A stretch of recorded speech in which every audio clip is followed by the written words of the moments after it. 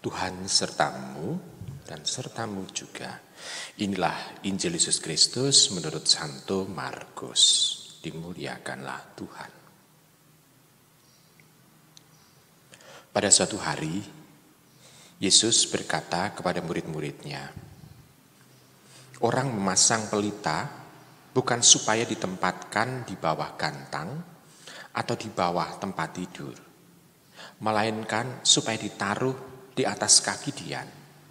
Sebab tidak ada sesuatu yang tersembunyi yang tidak akan dinyatakan, dan tidak ada suatu rahasia yang tidak akan tersingkap. Barang siapa mempunyai telinga untuk mendengar, hendaklah ia mendengar. Lalu Yesus berkata lagi, camkanlah apa yang kamu dengar. Ukuran yang kamu pakai untuk mengukur akan dikenakan pula padamu, dan malah akan ditambah lagi. Karena siapa yang mempunyai akan diberi, tetapi siapa yang tidak mempunyai, apapun juga yang ada padanya akan diambil. Demikianlah Injil Tuhan kita. Terpujilah Kristus. Ibu, bapak, saudari, saudara terkasih dalam Yesus Tuhan, perumpamaan dalam bacaan Injil hari ini itu mengena untuk diri kita. Kenapa?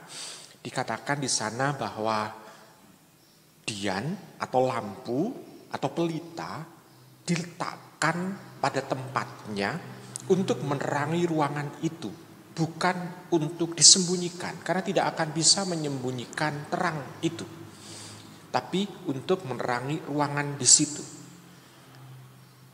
Tetapi kita bisa melihat banyak orang menyalahgunakan cahaya itu bukan untuk menerangi apa yang ada dalam ruangan itu, tetapi dipasang seolah-olah hanya melulu untuk orang lain, seperti mercusuar.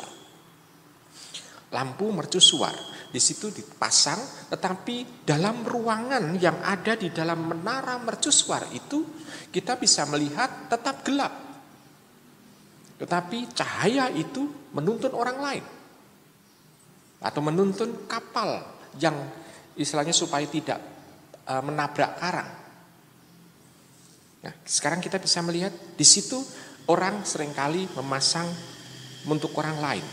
Ini yang seringkali juga dilakukan oleh banyak orang. Nasihat-nasihat yang indah-indah itu seolah-olah diberikan kepada orang. Tetapi kalau kita bertanya, apakah nasihat itu juga kita lakukan? Karena nasihat itu pasti mengandung satu nilai yang baik. Ada sesuatu cahaya dari Allah yang baik untuk kehidupan. Nah, ibu, bapak, saudari, saudara terkasih dalam Tuhan. Maka kalau kita mencoba untuk menasihati orang, kita sendiri juga harusnya juga bercermin dari nasihat itu. Apakah kita sudah menuruti nasihat itu atau melakukan nasihat itu? Ibu, bapak, saudara, saudara terkasih dalam Tuhan. Kadangkala ada orang tua yang mengatakan begini, bahwa nasihat itu kan baik untuk anak.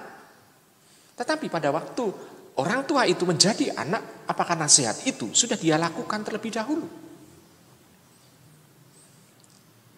Nah, kita melihat saja kalau pada saat reuni, misalnya reuni SMP atau reuni SMA atau reuni SD misalnya ya, yang diceritakan yang membuat orang bangga itu biasanya adalah kenakalan-kenakalan yang dilakukan di sekolah. Bukan istilahnya prestasi yang dilakukan di sekolah, tetapi kebanyakan justru yang diceritakan adalah kenakalan-kenakalan yang di sekolah. Bangga menceritakan kenakalan-kenakalan itu. Nah, berarti di situ kan menjadi cermin bahwa nasihat-nasihat itu yang dinasihatkan kepada anak justru tidak dilakukan oleh orang tua pada waktu dia menjadi anak.